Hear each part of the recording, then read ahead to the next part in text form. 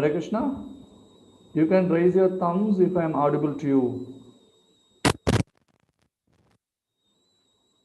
Am I audible to you? Yes. Okay. Fine. Just to ensure that I am with you. Okay. So welcome all of you for the sixth session of Learn Gita Easy, which is an 18-day, 18-chapter course to learn Gita easily. Generally, we have an idea that Bhagavad Gita is a very tough subject matter to learn, but to remove that conception, we are trying our level best to bring it very easy that you can understand and try to apply it in your life on a daily basis.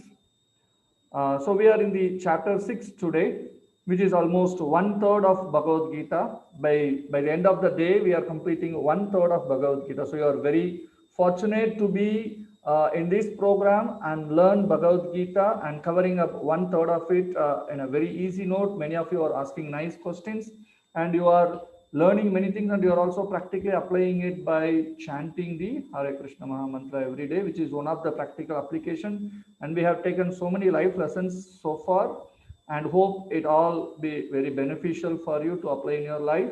We'll see much more in the coming chapters. And today is a very, very important chapter because it is talking a lot about the mind. Dhyana yoga or Ashtanga yoga is all about mind. So we will be talking quite a bit about mind. But before going into that, let us have a quick review of chapter 5. Okay, in the chapter 5, we had 4 sections. The first section was talking about be like a lotus leaf, Padma Patram Ivaham Bhaja. That means the lotus leaf is always in the water, but it is not attached to the water. Right? It's not get wet by the water. It does not get linked too much with the water, but it's always on the water. So in the same way, we have to do our duty, but we have to be detached from the results, and also we should have control of the senses. And these 3 topics we saw. In the control of the senses, we saw so in doing the duty, we saw the A, B, C, D, which are we have to be very choosy about our association, because if you tell about your friend, I can tell about you. That is the English proverb. You tell about your friend, I will tell about you. So we have to be very, very choosy in choosing our association. And then B stands for the books or the Bhagavad Gita. We are undergoing this, and Bhagavad Gita, as it is written by Srila Prabhupada, who is coming in the institution of Brahma, Madhva and Gaudiya. So it is an authorized textbook and also well renowned and distributed in billions all around the world. So you can read that Bhagavad Gita as it is, as a daily practice. And then C, we said for chanting. And we have introduced this chanting from the second chapter itself, because that is one of the underlying thread in all the chapters, which we will be seeing in the 9th chapter as well as in the 8th chapter, just to show you how to chant. So we will be chanting, whoever is well connected with the ISKCON. So we will be chanting with the mala like this. I hope the mala is visible to you. So there is a center bead called Krishna bead, and then we have a bigger one and the smaller one side, and we start with the bigger one side, and we hold it like this, like the index finger out, and hold it in the middle finger and this. And then we chant the Hare Krishna Maha Mantra, Hare Krishna, Krishna Krishna, Hare Hare, Hare Rama, Rama Rama, Hare Hare. And then we pull inside. And for every mantra of Hare Krishna Maha Mantra, we move our finger, our thumb to one bead. So the next bead, and it has 108 beads, so we can easily count 108. So some of you may not have beads, and what you can do? So we have another method. So we have fingers. Fingers has divisions like 1, 2, 3, 4, 5, 6, 7, 8, 9, 10, 11, 12. Three divisions in each finger of these four. And then we can count 12 into 9. 3, 4, 5, 6, 7, 8, 9. Like 1, 2, 3, 4, 5, 6, 7, 8, 9, 10, 11, 12. And then 1. And then another 12 times, then second, like this. So like this 9 times if you do, 9 into 12, 108, right? How to do? Hare Krishna, Krishna Krishna, Hare Hare, Hare Rama, Rama Rama, Hare Hare.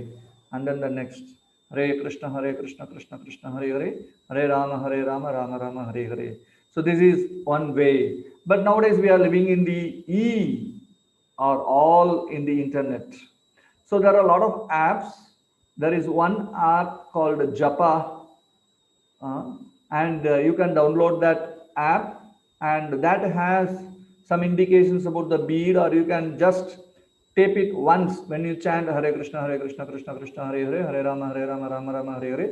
And you can just tap once on your mobile, and then it move to the next number 2. Then you chant, and then again tap. So it will count 108. Once the 108 comes, it gives a vibration. So like that, you can count these 108 times. And that is for chanting. And then D is for diet, which we have already told in the 3rd chapter, and we saw a little bit about that in the 5th chapter also. That is, we offer it to the Lord, and then we take it as prasad, and we try to eat in that way, and not like any junk food like that. So by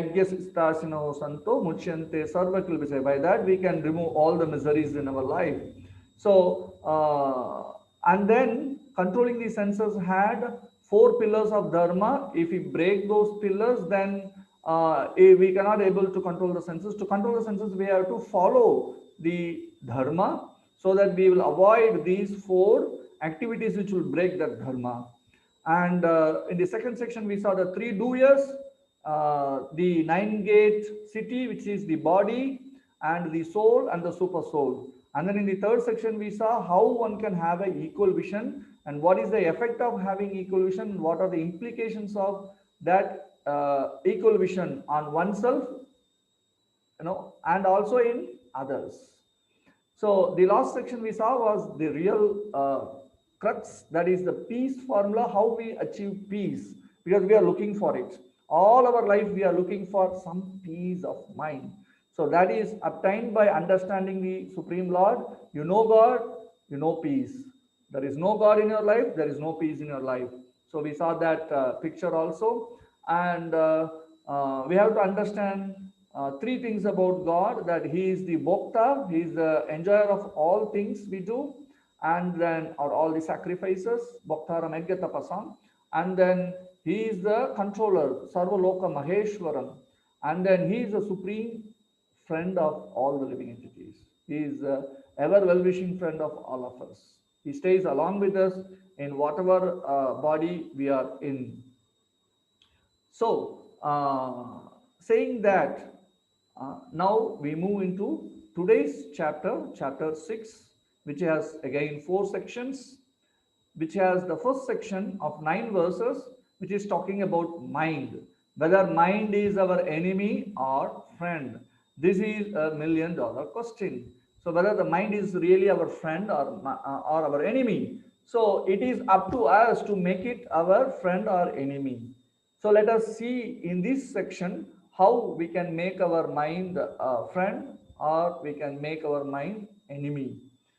And the second section is about Ashtanga Yoga, because yoga means controlling the mind. So from the first section of knowing about the mind, we move into the next section, how to control the mind, what is the process mentioned. And then the third section, where Arjuna asks questions about, okay, somebody is doing so much hard work in this process of yoga, or they go up in the yoga ladder, but what if they become unsuccessful? So then Krishna answered those questions very nicely, and that brings out a win-win situation for all the yogis. And then Krishna is talking about the topmost yogi. That is very, very important, because that is the last verse or last but two verses of Bhagavad Gita, which gives a prelude for the next six sections or six chapters of Bhagavad Gita. So that is very, very important. In this chapter, we are going to talk about mind and the yoga, which is becoming very famous nowadays, because we have a World Yoga Day nowadays being celebrated, right? And every institution try to do some yoga sessions on that particular day all over the world, right?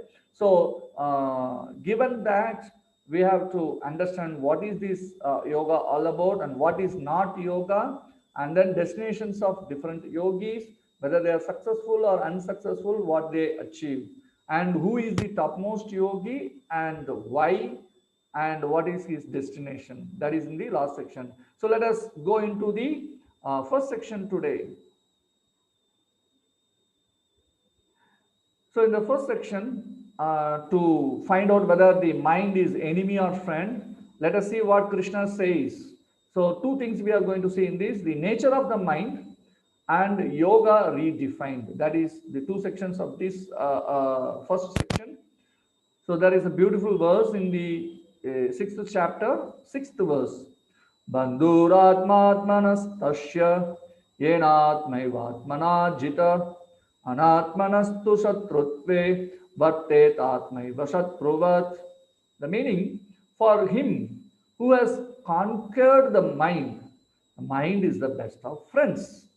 But for one who has failed to do so, his mind will remain the greatest enemy. So now Krishna has put the ball in our court, right?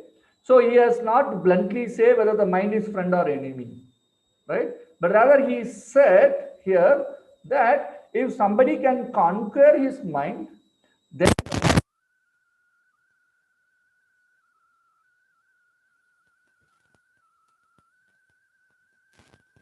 enemy. That's very true. We all will completely agree with that statement of Krishna, right? So there are a few points we have to understand in this. We have our five senses, but we cannot perceive the mind through these senses. So what does that mean? That means the mind remains very difficult to understand. But still, Krishna explains so nicely about different aspects of the mind. So the nature of the mind is to accept and reject. Throughout our lifespan, we do this. What we do? We accept what we like, we reject what we dislike. Like in every what we can say, Facebook or YouTube or anything, you would have seen this and this. Could you recognize what is this? Like, dislike, right? So it is an integral part of our life. Something we like, something we dislike. So this is called as boha tyaha. I want to enjoy something, and I want to give up something which does not give me enjoyment. Say for example, like yesterday we saw that we would like to get the latest mobile, and we'll be enjoying it, right? And if my friend gets something which is even,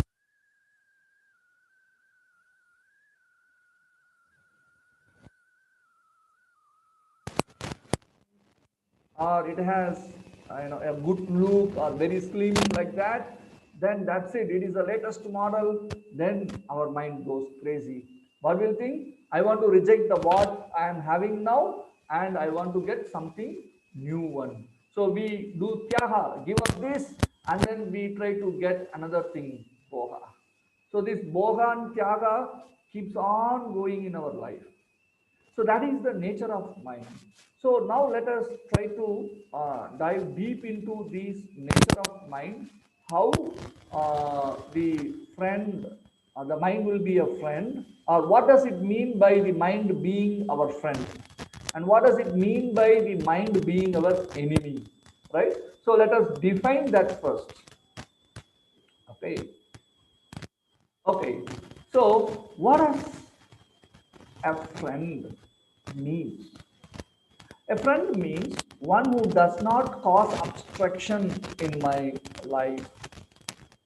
That is one uh, understanding of a friend. And a friend will be very supportive to my activities, right? And the friend will be a very good critique for me. What does that mean? That he will say that no, this is right and this is wrong for you in a very nice way or in an appropriate way, but truthful way. He will not simply glorify us so much so that he will get something on us. No, a true friend will not be like that. He will be a good critic, right? Saying things as they are for our welfare, right? And also he is very favorably inclined towards us. A friend means he is very favorably inclined towards us, means he is a well-wisher of us. So that is the definition of friend. Oh, three participants are raising hand. Is there any problem? Let me check.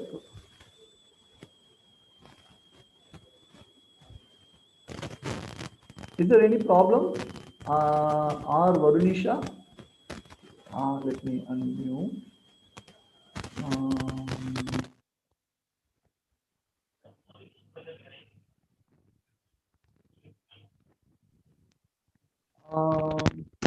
We cannot hear you, Guruji, properly. Properly. Zero or little bit you are hearing? Little bit. Little bit. I don't know why. Let me check it out. Is there any issues in my side? Just give me a sec. Um,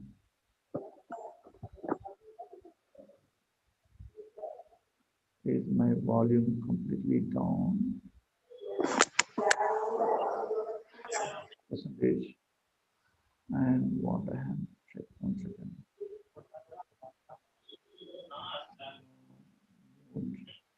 What others? Initially, I asked whether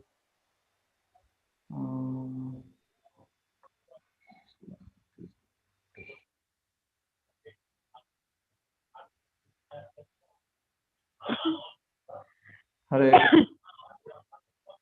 Yeah, it should be okay.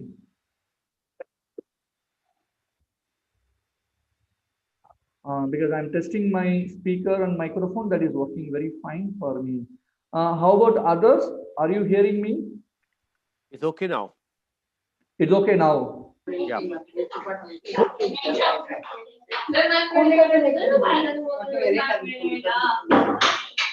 Thank you very much.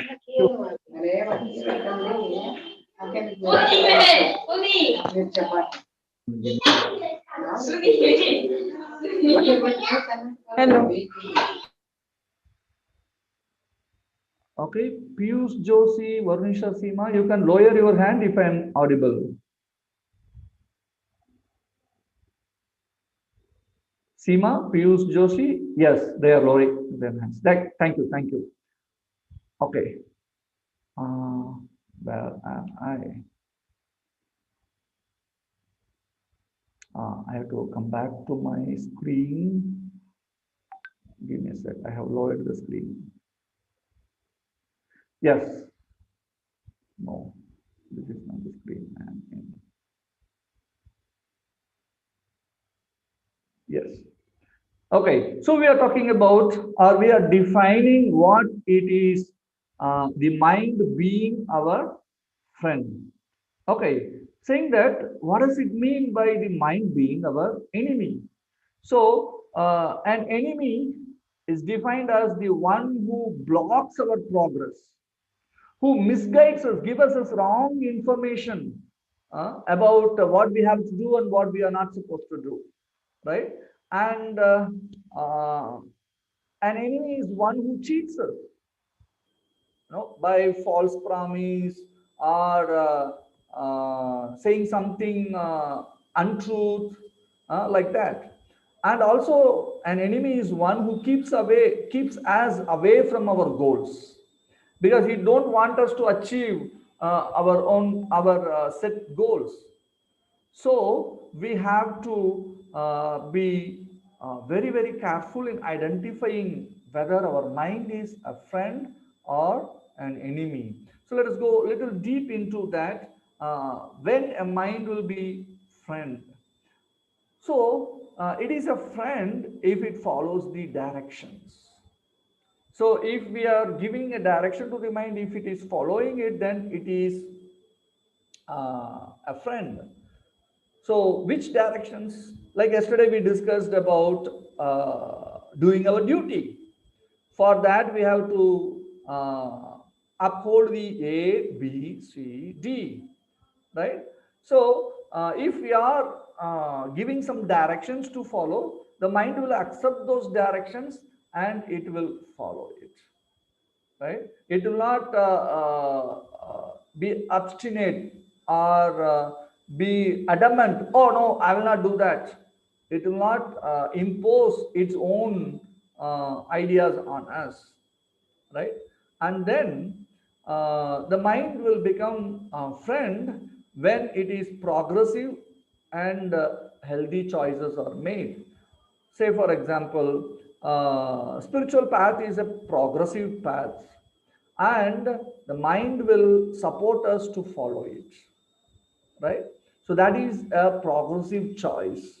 So the mind will be okay with that, right? And we saw the four regulative principles to control the senses, right? So these four regulative principles are basically a healthy lifestyle also. So our mind will be okay to follow these healthy choices, progressive and healthy choices. And also by following the regulative principles, it will be detached from sense gratification, because this sense gratification will pull us down. It will bind us to this material world. It will give us more suffering. It will give us a repeated cycle of birth and death. That means once you take birth, then you have to undergo old age, disease, and finally death. Then if you die again, then again you have to take birth. For that you have to go into the womb of a mother, and then again the miseries. So the mind will help us to be detached from the sense gratification, which will give us more and more suffering. So what is the result of the mind being the friend? The result is freedom and elevation. Freedom from what? Freedom from the cycle of birth and death, and we get elevation to the spiritual world, and we will be having a sustained happiness or a permanent happiness, we can say in other words.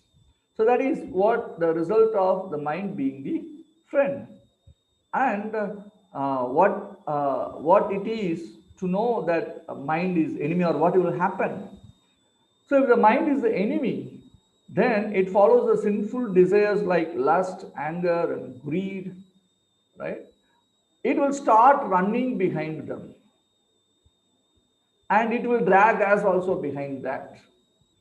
And because of that, it will irritate, agitate, and misguide us. And it will say that, oh no, no, no, no, this spiritual activity is fit for nothing. So this human life is only for enjoyment. Go, just do it. Don't think too much. Just let loose your senses. Only one lifetime, and you know, you enjoy it. So it gives all sorts of misguidance, right? And it attaches us to sense gratification. So gives the feeling that without gratifying the senses, I cannot be happy. It tells us how to enjoy in the lower modes, like in intoxication or in illicit activities, right? So the mind can function in this way also. So we have to be very, very careful. What is the result of such activities of the mind? We will degrade, and we get entangled in this material world. Degrade means we can even degrade to the lower species of life. So that is the danger of the mind being our enemy. So it is like the demon and divine nature of the mind. But in this current scenario or this age in which we are living, both the divine part of our mind and the demoniac part of our mind, both are there within ourselves. It is not that it is fully demoniac or it is fully divine. No, both are there within me, right? So in olden days, we heard that the demons live somewhere in some other planet, and the divine people they live in some other planet. Sometimes they come and harass the divine people, right? But in general, they live apart. But now in this age of Kali Yuga, we see both this divine and demoniac nature are present in a single person, in ourselves, within us. It is like two dogs, a good dog and a bad dog. If both are there within the same room, what you can expect, right? Always barking, fighting, shouting. So that is what it happens in our mind. So much of conflict, so much, that whether to do this or do that.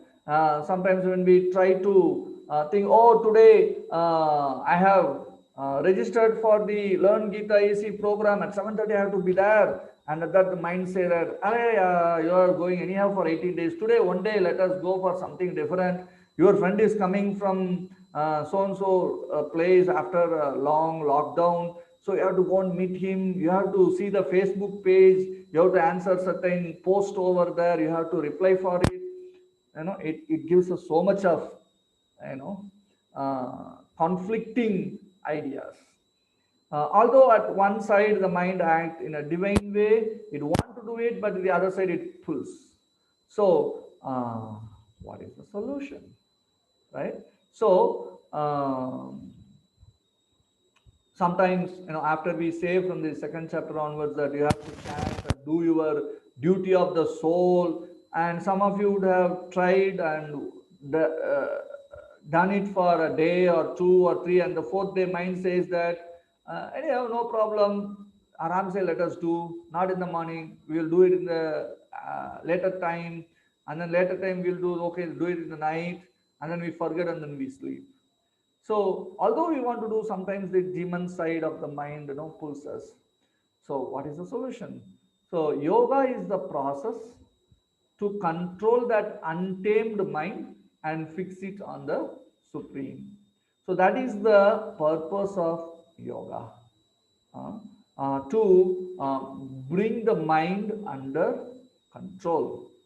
Okay, we have a very good life lesson here. I am not this body, I am not this mind also, but by Lord's grace, I can control the mind. How? By practicing this Ashtanga Yoga or Dhyana Yoga, right? Which gives or help us to bring the mind under control.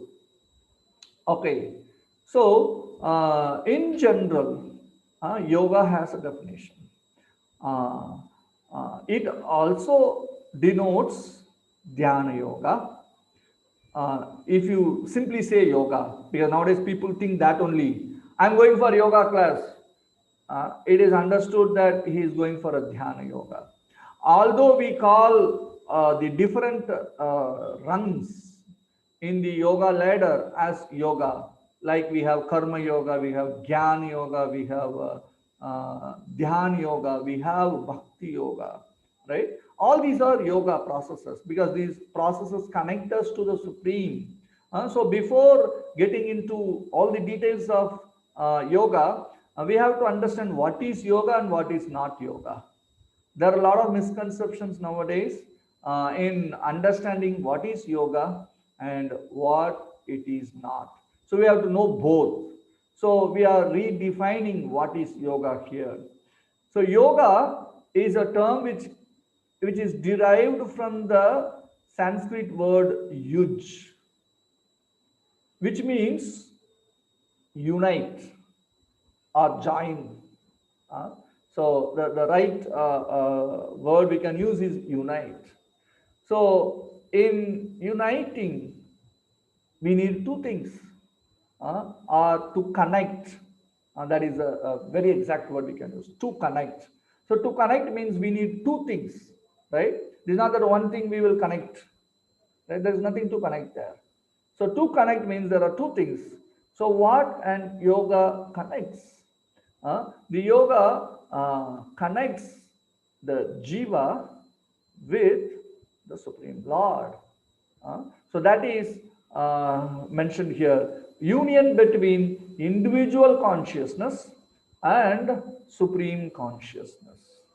Right? So here we should not consider union means mixing, completely get dissolved in each other. No, here uniting or meeting or connecting with each other. So connecting us with the Supreme Lord, that is called yoga. And if that is done to our prescribed duties, that is called karma yoga. And if that is done to our knowledge, then that is jnana yoga. And if it is done through meditation, then that is dhyana yoga. And if it is done through devotional service, then that is bhakti yoga. Right? So that is what we see. Before going into that, what is not yoga? That also we have to, because there are a lot of misconception. People think that yoga means breathing exercise. It is not entirely called as yoga. Simply a breathing exercise is not a complete yoga process. It in itself is not called yoga. Or it is not a physical exercise for a healthy body. Because as we said earlier, yoga is meant for controlling the mind. Or some people think that yoga or yogi means going to Himalaya and become so thin, skinny and bony, and then have a lot of long hairs and nails, long nails. You know, we have such pictures in our mind when we think about yoga or yogi. It's not so. That's not in itself yoga or yogi. And something that yoga means better facility for sense enjoyment. So there is a book called Yoga for Better Sex. So people write such books, but that is not the meaning, that is not yoga meant for. So we have to understand yoga means union between individual consciousness and supreme consciousness. So in that aspect, as I said earlier, there are different rungs which has a progressive hierarchy. So the lowest rung is karma yoga. In that there are two types we saw, sakama and nishkama karma yoga. Sakama karma yoga, to give an example for you, sometimes people do Satya Narayana Homa or Katha. That Satyanarayana Puja is happening, all the relatives gather, and that katha will go in one side, but they all gather for their discussion about their family gathering, and then that will be a small portion of the whole program, and all the remaining will be different things. They will dance, they will do different activities, and that is very famous in North India. Satyanarayana Puja, and people, there's nothing wrong. At least they involved Narayana in that. So in that aspect, it is okay, but it is not meant for the pleasure of the Lord. So we want something to gain out of it. So such things we call as we are result oriented sakama karma. That is one aspect of it. As I said the other day, we also do some yajnas for getting some result. What is the result? Okay, I want to go to Swarga, or I want to get good marks in so and so things, so I do some austerities or do some yagas, or for various purposes people do yagas. result oriented thing. So that is called sakama. And nishkama, there are prescribed duties, karma, and that is called as uh, the duties which are assigned to a particular varna according to the varnashrama system. So they do that because that is their duty. They are not very much keen on the result attached to that. So that is called Nishkama Karma Yoga, and they eventually get gyan, knowledge. So, who am I? I am not this body, I am the spirit soul. They get closer to that, and they get uplifted to the Jnana Yoga. And in the Jnana Yoga, one understands that I am not this body, I am the spirit soul. And so they get qualified to enter into Brahman. Uh, and they have the Sat nature, we saw that the other day, and they just exist there. They don't have any other activity or things like that. So that is not the nature of the soul. We saw the nature of the soul is to be very active, right? And Ashtanga yogis also try to control their mind by practicing this yoga, and they also get mystic power in that. Many of them, they get distracted with the mystic power, but after that they have to concentrate on the supreme using the controlled mind, and by that way they get entrance into the spiritual world, and there also they meditate. And there are still other yogis which are called as bhakti yogis, where they do service to the Lord here, and they try to control their mind by that way, by acting only for the pleasure of the Lord, and then they get connected to the Supreme Lord. So these are the different rungs in a progressive way. Let us see the Ashtanga Yoga, because we have seen Karma Yoga earlier in the 3rd chapter, and the 4th chapter we saw about Jnana, and Nishkama Karma Yoga in the 5th chapter, and now in the 6th chapter we are seeing about the Ashtanga Yoga, right? So what is Ashtanga Yoga all about? Okay, it has two practices, physical and mental. What we do physically in the Ashtanga Yoga, and what we have to do mentally, and what are the difficulties in the Ashtanga Yoga. That is this section all about. So Krishna describes what we have to do before doing the Ashtanga Yoga. So one should go to a secluded place and lay a pusa grass on the ground, and then cover it with a deer skin and a soft cloth.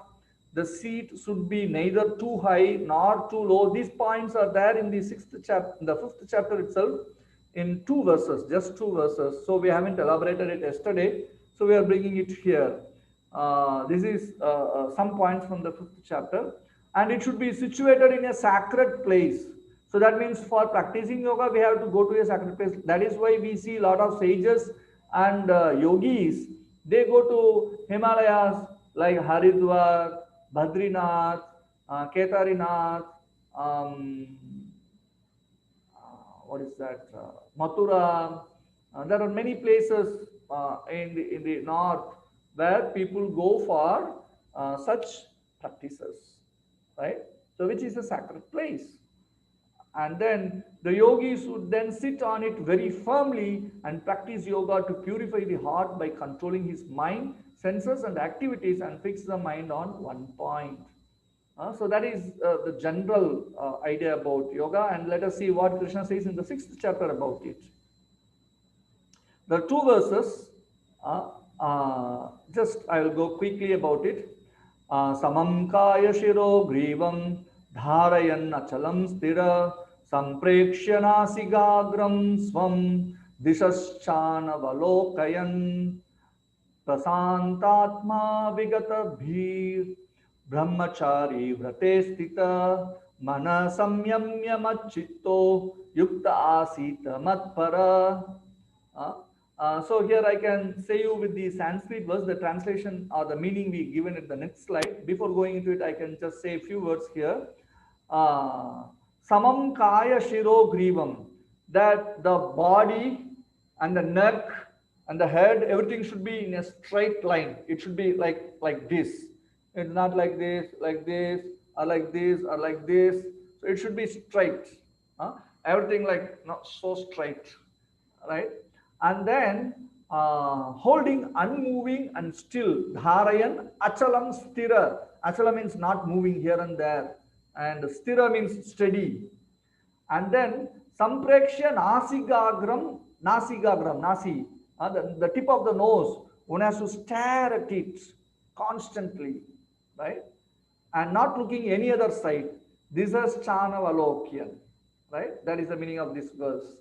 And then it is said, unagitated unagitated mind and devoid of fear, Vigata Bhir, Prasantatma. So, unagitated mind, he is calm, peaceful. And then, Brahmachari Vrate Sthita. One has to be a celibate to practice this yoga. One has to at least follow the celibacy while we are practicing this yoga. And mind completely fixed on Krishna. Mana samyamya machitto yukta sita matpara, and make me an ultimate goal. So the final goal is to completely meditating or concentrating the mind on Krishna. This is what Krishna is saying in Bhagavad Gita, verse number 13 and 14.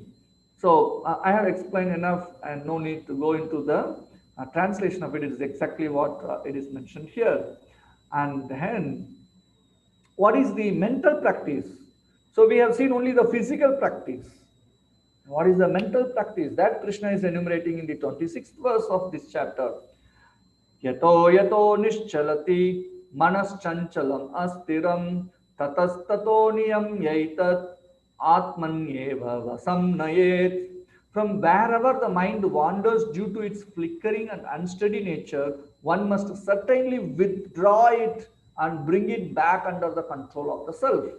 So here it is very clearly explained that the mind will go different directions. We all have the experience that when we sit for meditation, when we sit for chanting the holy name, our mind will start going in different directions. So wherever it goes, due to its flickering nature, bring it back.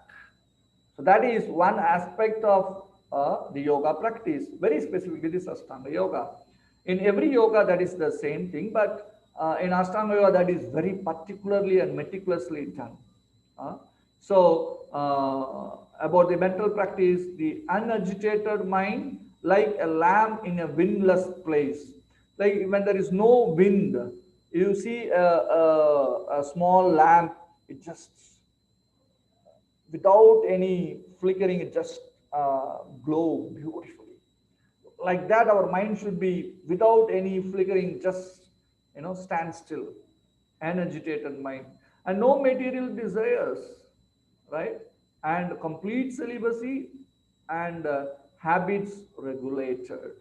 All our habits, like yuktahara vihara yukta cheshtasya karmasya yukta swapna bodhasya yoho bhavati dukkaha. Krishna says in Bhagavad Gita that by regulating our eating, our sleeping, and recreations, then we will be devoid or removed of the miseries. Yogo bhavati dukkha. Ha means removing or destroying, right? So the Ashtanga yoga is named because it has 8 steps in it. Ashta Anga Yoga. That is what called Ashtanga Yoga. Nowadays that is called in different names, but this is the basics. So let us know a little bit about the 8 steps of the Ashtanga Yoga. So the first step is Yama and the next step is Niyama. So Yama means prohibitions. That means you should not do this, you should not do that, you should not do that, you should not do that, you should not do this, right? Don'ts. And Niyama means the things which you have to follow, the regulations. You have to do like this, you have to do like this, you have to do like this, do this, do this, do this, do this, do this. So the Yama and Niyama are the primary things. So we have to avoid certain things and we have to do certain things, whether we like it or whether we dislike it. So we can say that, oh, some of the yamas, I like it very much, but still you should not do that. That are don'ts. Say for example, I may like to sleep a lot, but while practicing yoga, one has to, be up and then do their do's early in the morning, and then start practicing the other activities like asana, pranayama, and other things. So, although I like to sleep a lot, but if I want to practice Ashtanga yoga, then I have to follow that don'ts, that you don't sleep a lot, right? And then niyama, although if I don't like, but I have to do certain things, right? So yama and niyama, to understand easily, don'ts and do's. Whether we like it or dislike it, we have to do it. Uh, and then asana, uh, sitting postures. So the asanas are very, very helpful for us to control our mind physically. Uh, and then pranayama has a lot of link to our mind control, the breathing exercise. Pranayama means breathing exercises, the breath control. And that is very, very helpful also to keep us away from diseases. And that is where we get caught up. We are very happy with that part of this yoga. Many people go, they do some breathing exercise, pranayamas, and they get relieved of many diseases or some diseases. Uh, then they feel that, oh, this is the yoga all about. Oh, yoga is very fantastic. Oh, very nice, I will do it. But that is not yoga all about. But that is a side effect of it. The yogis, they go to the forest, a sacred place, and they live alone. So what they do, they practice this pranayama so that it controls the chakras in our body and give us a healthy body, right? It keeps our body air in a proper, what we can say, combinations, so that we will not fall sick. Because where they will go to the hospitals and other things in the forest. So they practice this pranayama that keeps the body intact and will not fall sick. Excuse me. And pratyahara, it means withdrawing the senses from the sense objects.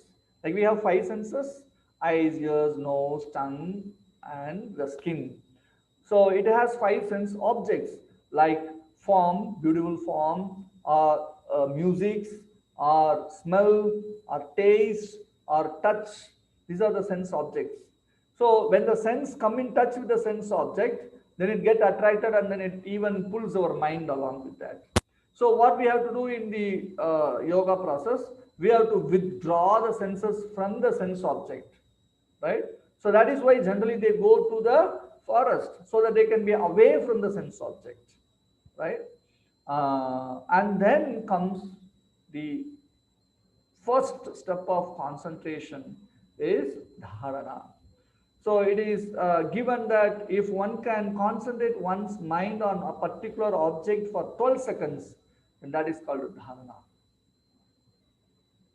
And then the next step is to do it 12 into 12 seconds, that is 144 seconds.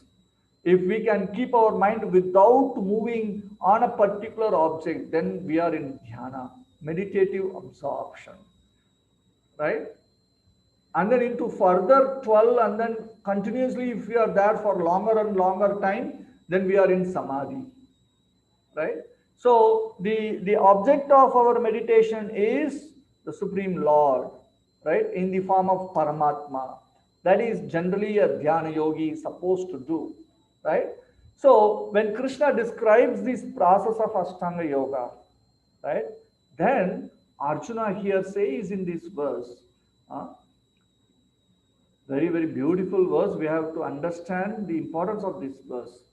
Chanchalam hi mana Krishna pramati bhalavad dridam tasyaham nigraham manye vayoriva shudushkaram.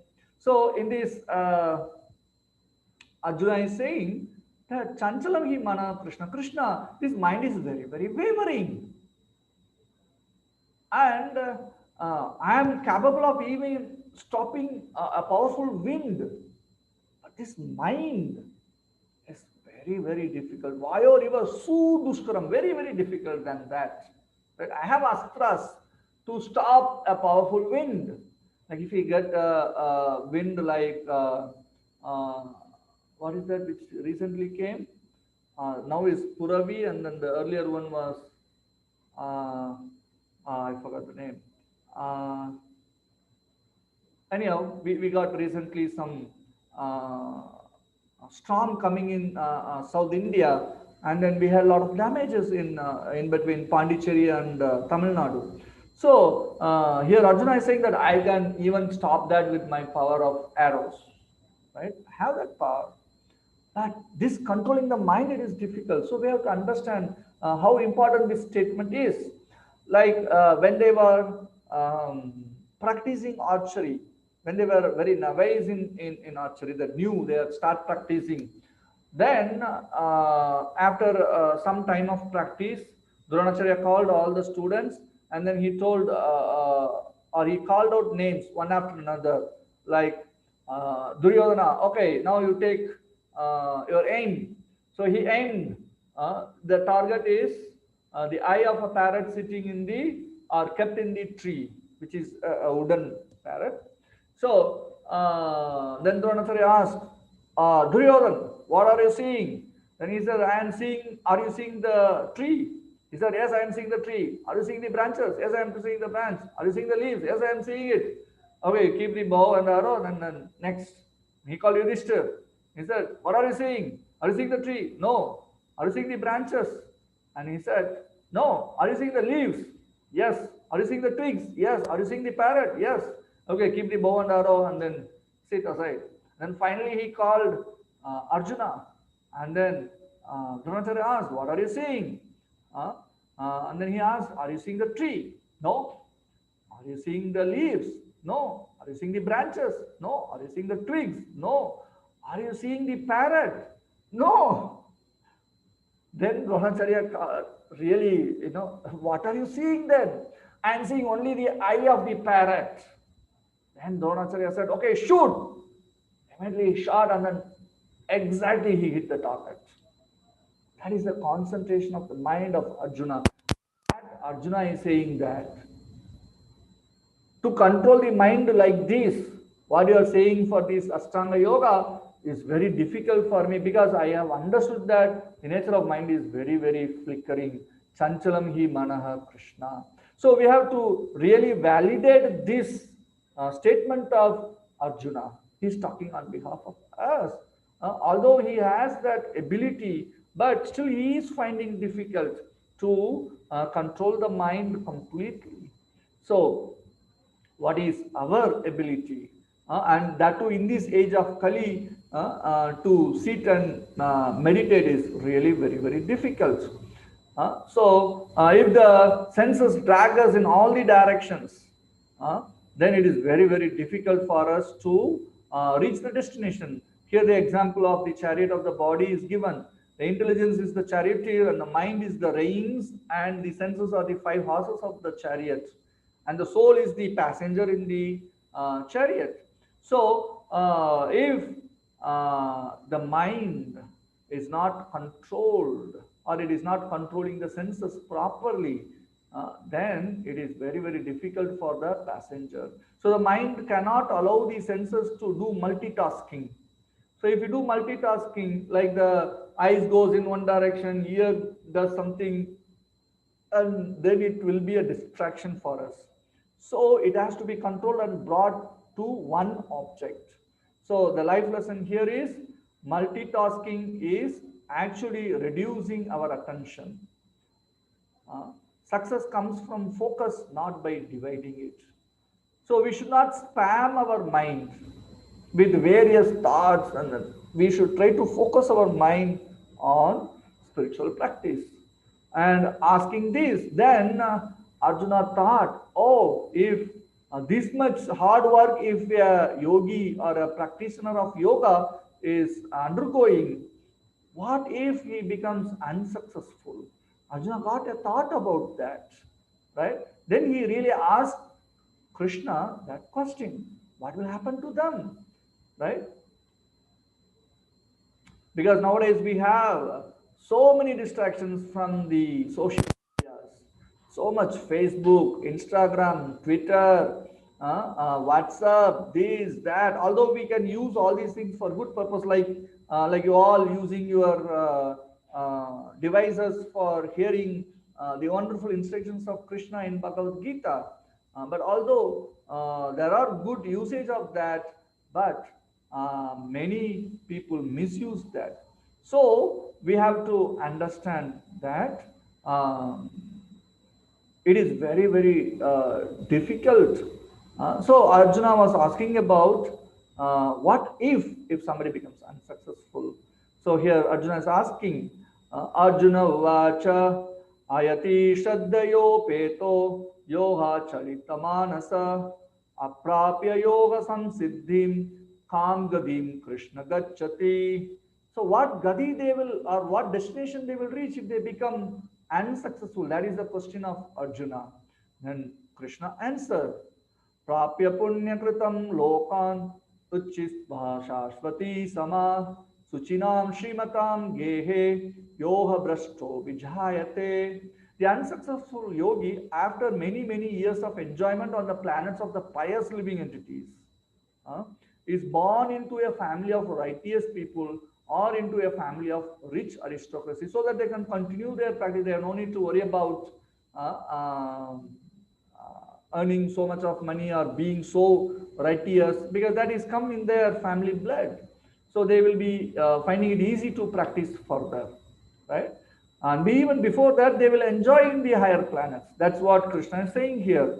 So here, two types of failures can be understood. One is somebody who is a beginner and he got distracted and went away or become unsuccessful in his practice, and somebody who becomes really advanced in his position in the practice of yoga, but somehow or the other, by unfortunate situation, he got deviated or distracted, or he become unsuccessful. Then what is his? So here it is said, if one is advanced, then he takes birth in a very spiritual family. Straight away he get into the spiritual practice. And if somebody is a beginner, then he enjoys in the heaven, and then he gets into a rich or aristocratic family where he gets opportunity to practice easily.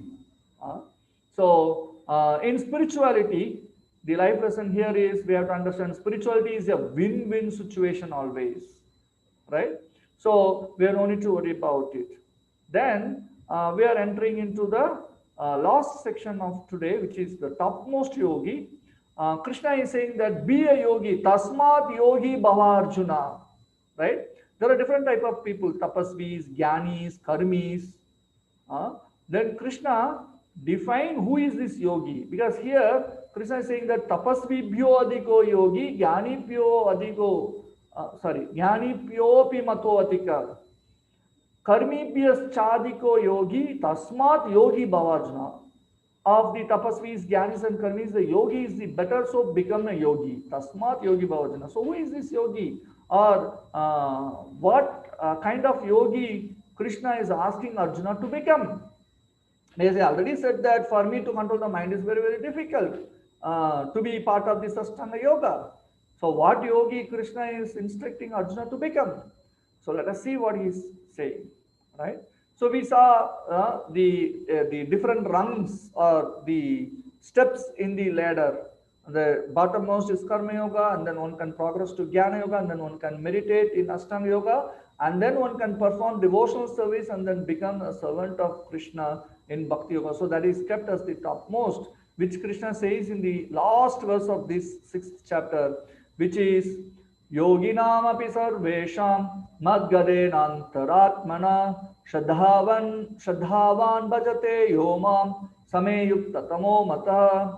And of all yogis, the one with great faith who always abides in me, thinks of me within himself and renders transcendental loving service to me.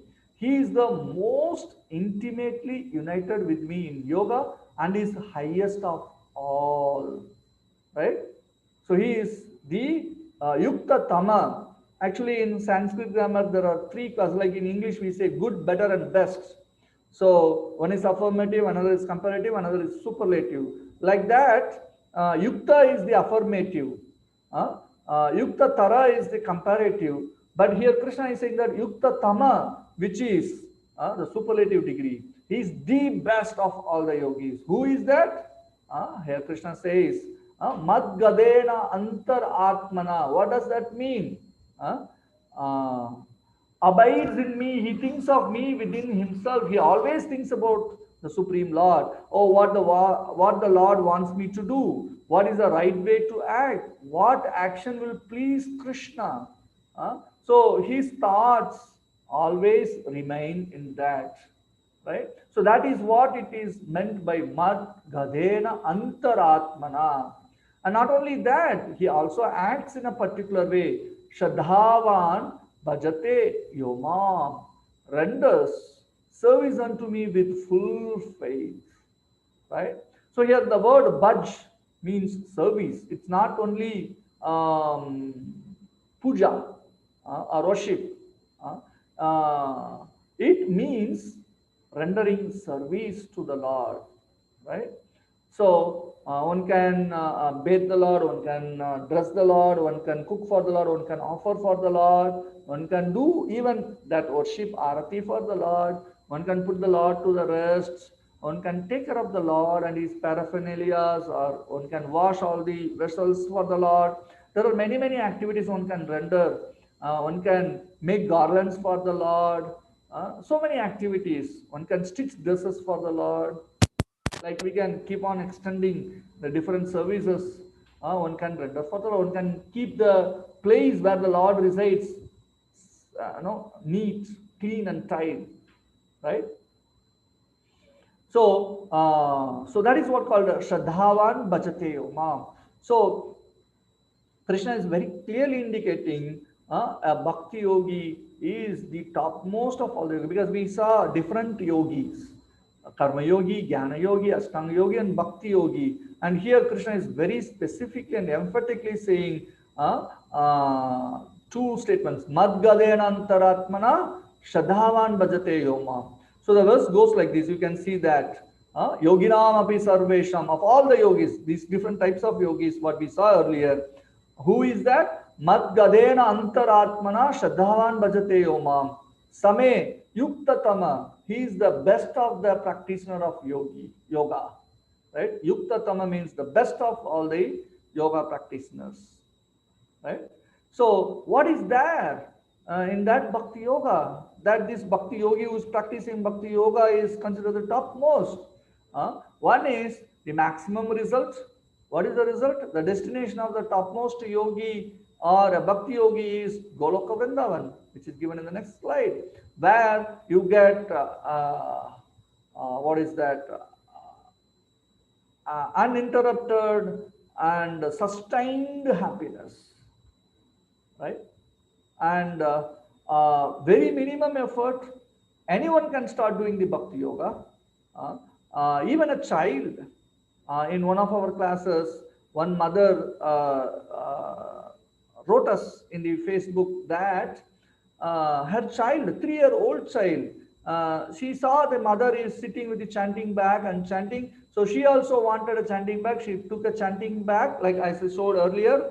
Today there is a chanting bag and a chanting mala. And then the 3-year-old child sat near the mother and she started chanting Hare Krishna, Krishna Krishna, Hare Hare, Hare Rama, Rama Rama, Hare Hare.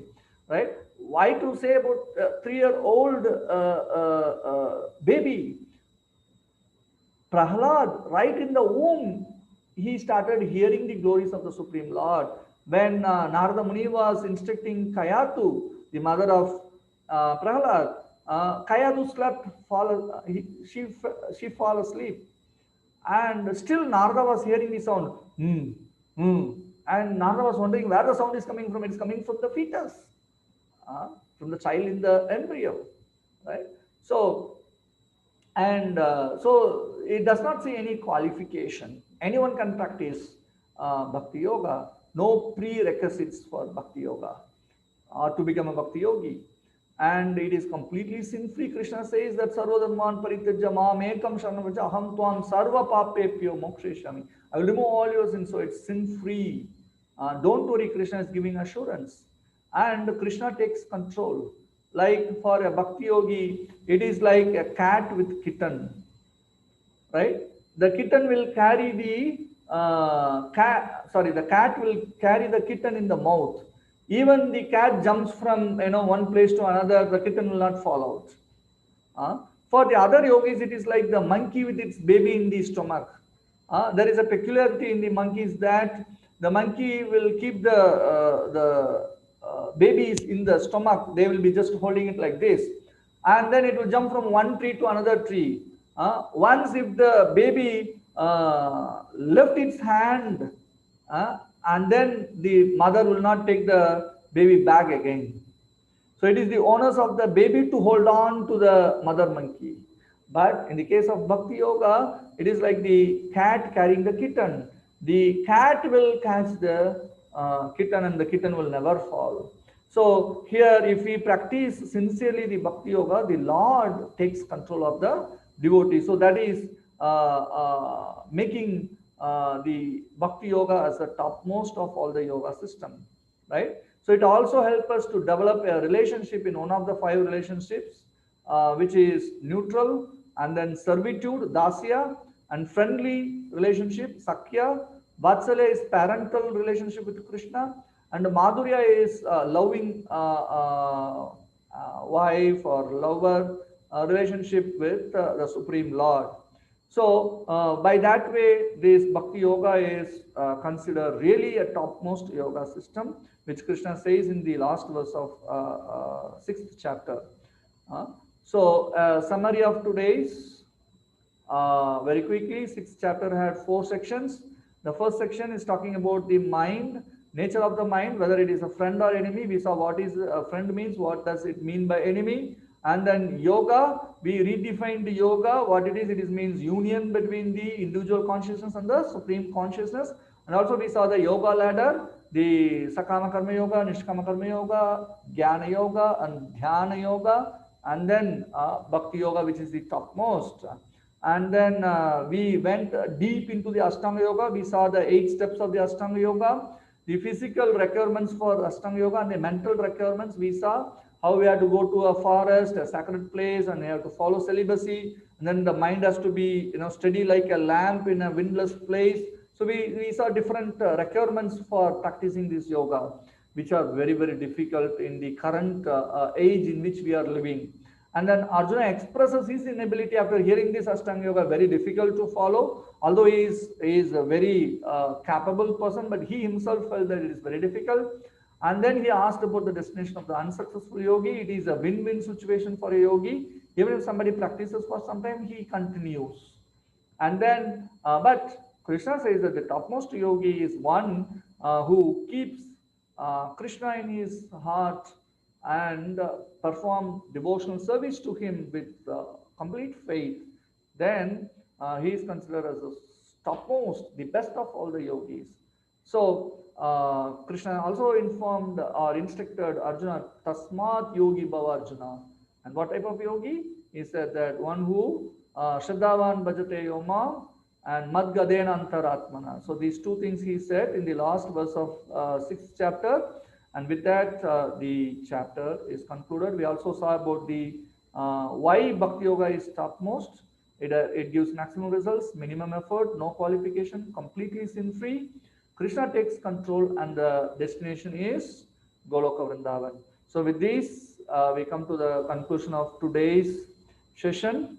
And now I will open the session for questions. You can raise your hand. I also enable the chat. If you want to write in the chat box your questions, you can do so. So, any questions? You can raise your hands if you have a question.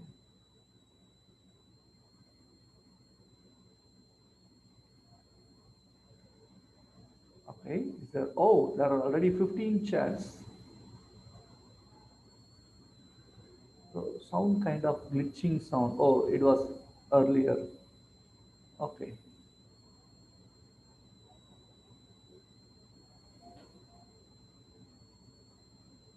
Okay. Harshit Kanwar, you have a question? Yes, sir. Yes, please. Hare Krishna. Hare Krishna. Yes.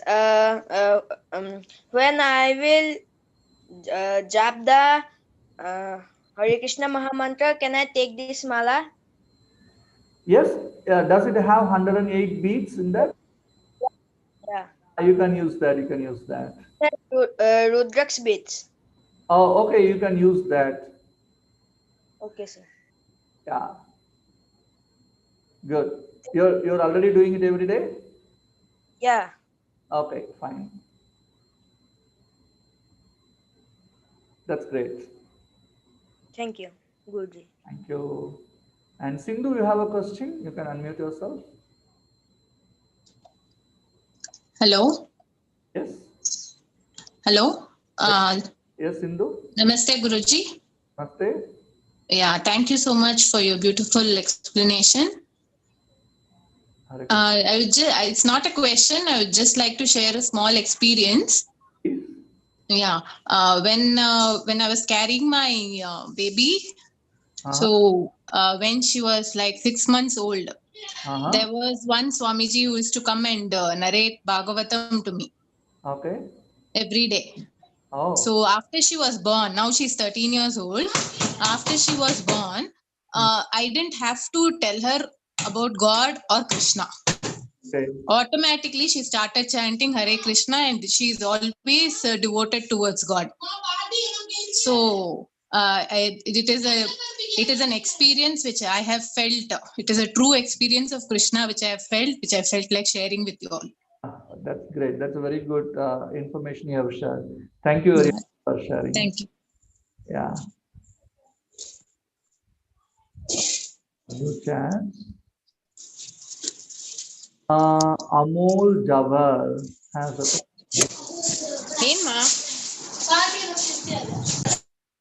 okay. The question is how to discriminate voice of mind and intelligence. Okay, that's a very good question. How to discriminate the voice of mind and intelligence. So, whatever voice we are having, if it is based on the Shastras, then it comes from the intelligence, right? So, we can go ahead with that. If it is not in line with the Shastras, then we have to be very, very careful. We have to take more advice on that and then we have to embark on that. Otherwise, better avoid that, right? So that is how we can avoid this confusion, whether it's a mind's voice or it's intelligence voice. Yeah, and Jagannath Rao is mentioning that he is daily doing the mantra. Thank you. And please continue. And at the end of the 18th session, okay, and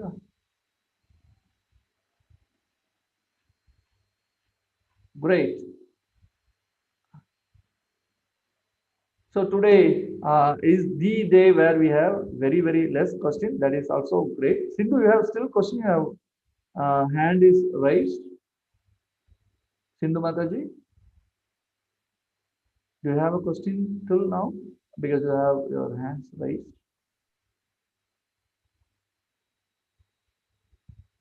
No. Okay, fine. Okay. So if you don't have any question, why do some people just reject Shastra? Oh, there are some questions coming up. Aruna Nangair. Why do some people just reject Shastra or just don't want to listen? Because of the wrong information they might have heard about it. Because in many places we hear wrong propagation against the Shastras or things which are not appropriate about the Shastras, they project it to the people. And also they claim too much about science. Science is nice. We get a lot of gadgets, we get a lot of things working, We don't deny science, but that is not all in all. On the pretext of science, many people try to uh, uh, propagate rejection of Shastras, saying that they are older texts that is not useful for us now. But we have to understand that it is current, it is very much uh, applicable even today and even years after many decades or many centuries also. So we can tell people about that and then they may take up Shastra slowly. Is it okay, Aruna Nangare? Are you there? Okay. And then Dr. Ashok Kumar Rampal have a question here. What is the routine of devotee at ISKCON? They have to stay at ISKCON. They have to live at Bhakti Yoga, to live in Bhakti Yoga. But after graduation engineering, how one will earn? What about marriage and children? Okay. This is a very personal question. Still, I can answer because it is about our institution. ISKCON is a center where people can stay if they want. It is purely individual and no compulsion, right? To give a small example, it is not that those who are all going to the schools become the teacher in the school, right? So in the same way, it is not that those who all go to ISKCON has to stay in the ashram to teach these teachings of Bhagavad Gita. So mostly for the purpose of propagating these teachings of Bhagavad Gita and uplifting our consciousness more in concentrating towards the Supreme Lord. So one can stay in the ashram. If one wants to stay in the ashram, then they have to follow celibacy, right? So after graduation in engineering, and there are even doctors, there are CAs, there are MBAs, there are school dropouts also. The whole point is that if one gets enlightenment or attraction towards God after these things should not become an obstacle. Oh, I have done my engineering, so I should not go. It is not like that. Anyone, and it is not also that only the dropouts have to come for Bhakti Yoga. Everyone can come. So it is fortunate, at least in that age, after completion of the graduation, one got it. It's better late than never. So one can take it up. It is individuals. It's not that all the engineers who have come to ISKCON have taken up this uh, uh, process of staying in ISKCON. There are many engineers who are coming and going, like they come every weekend or whenever they have holidays, and they come and render some service. They listen to the pravachans, and sometimes they conduct some lectures in their own work area or in their own house. So it all depends on their availability of their time and other things. So we have both the packages. So who likes which one, they can choose. So it is not a compulsion. Is that okay, Dr. Ashok Kumar Rampal? Are you there? Okay, yes, already written. Thank you. And yes, Seema had a question. Yes, you can unmute yourself and you can ask your question, Mataji. Pranam Guruji. Hare Krishna. Yes.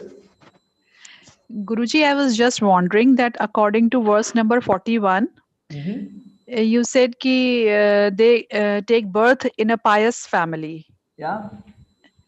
Now, okay, fine. For example, an individual X takes birth in a very pious family, Okay. quite well to do. And if that X is married in a family where that X's life is absolutely ruined by the husband as well as the family, now in which category is that X supposed to be? Is he fortunate enough, or now we consider him to be unfortunate? What should be his path now towards God?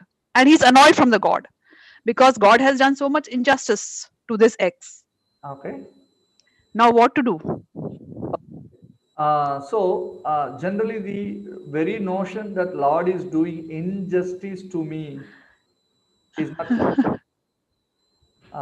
say that only the actions what we have done come as a reaction to us. We have to understand that very clearly, because Lord has no enmity on us. But it seems, at times it seems,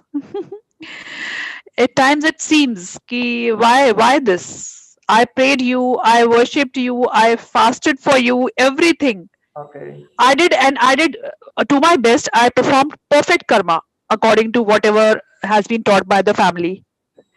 Now why? Why this to me? Okay. So we are doing a what they call blame game. So instead of understanding, I would have done something to get this kind of results. So better I tolerate that and then do the best in all the situations. So then we get even better at the end or later or sometime in this life itself. So the Lord is not so cruel and He is always merciful. So He will give us the right person to approach us and to get things done for us. So if to the Lord and then continue to serve the Lord, even in that situation, certainly you will be getting the right direction from within, inside, or with some spiritual master coming in your life, and then you from that situation. Yeah, this but this annoyance is not going away. This feeling of The feeling that the Lord is doing something wrong to me. So yeah, what? I can't have that equation back with Lord which I used to have 1 year back. I'm not having the same equation right now. It's been year.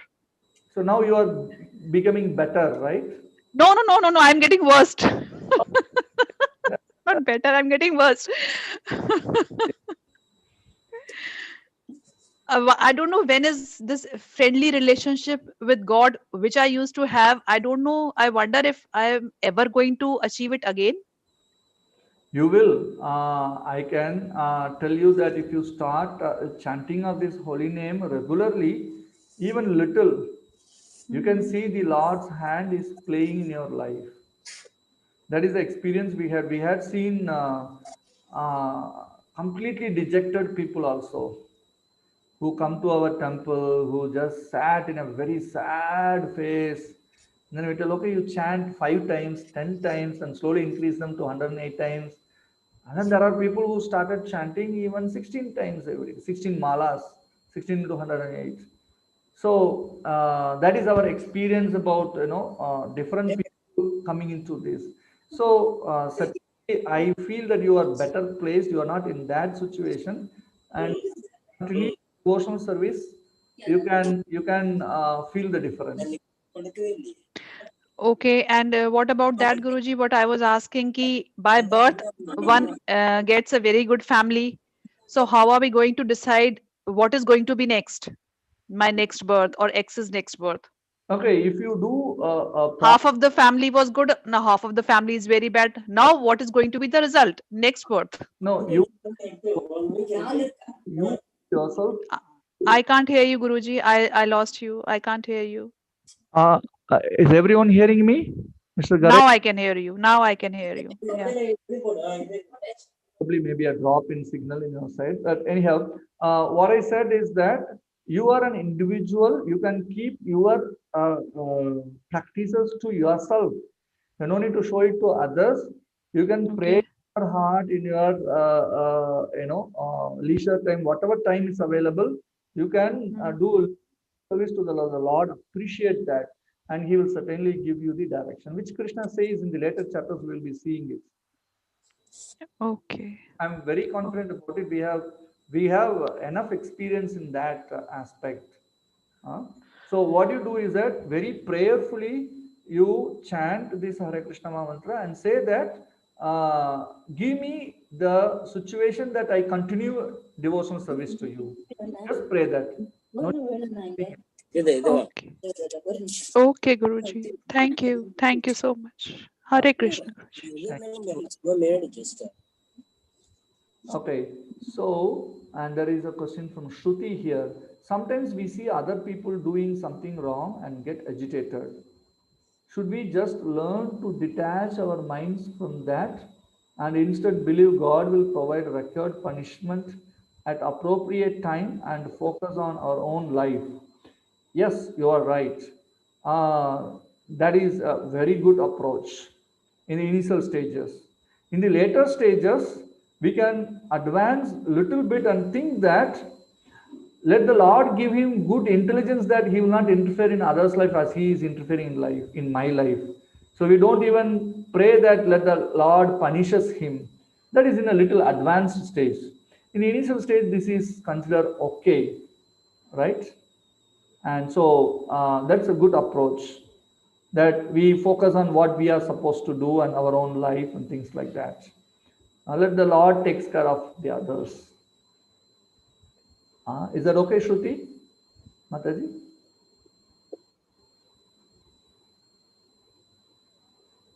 Okay, I don't know whether she's there. Okay, and another thing from Dr. Ashok Kumar Rampal, that maybe your ego, I'm answering to the lady. Okay, I think Mataji, Sima Mataji, another participant is saying that sometimes our ego may answer us in this way. Yeah. What is ego, Guruji?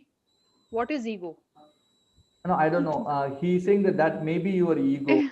That's what I was wanting. What is ego actually? Uh, Hmm. I am generally not exactly catching what he mentions here as ego. Generally, we avoid the one participant answering the other participant rather than sharing the good happenings. Okay. Right. Oh, Shruti has answered. Yes, thank you. Thank you very much.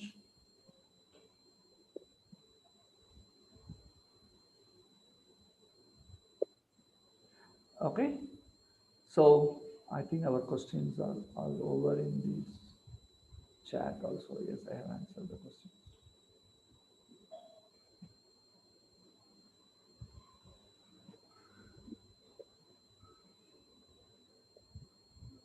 Okay, Dr. Ashok Kumar has raised hands.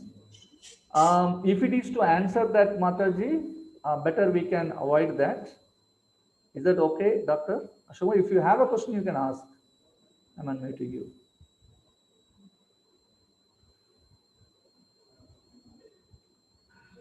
Hare Krishna. Dr. Ashok Kumar Rampa.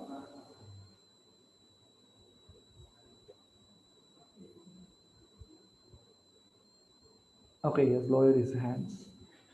Thank you very much.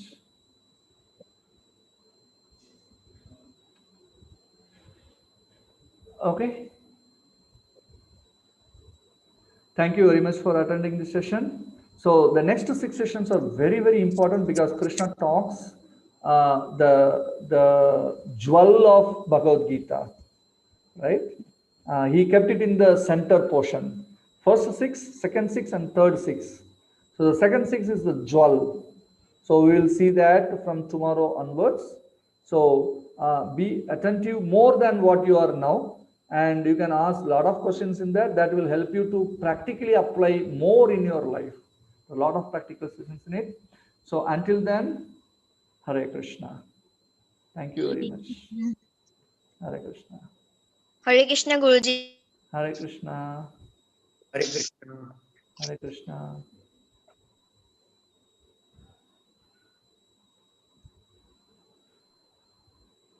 Hare Krishna.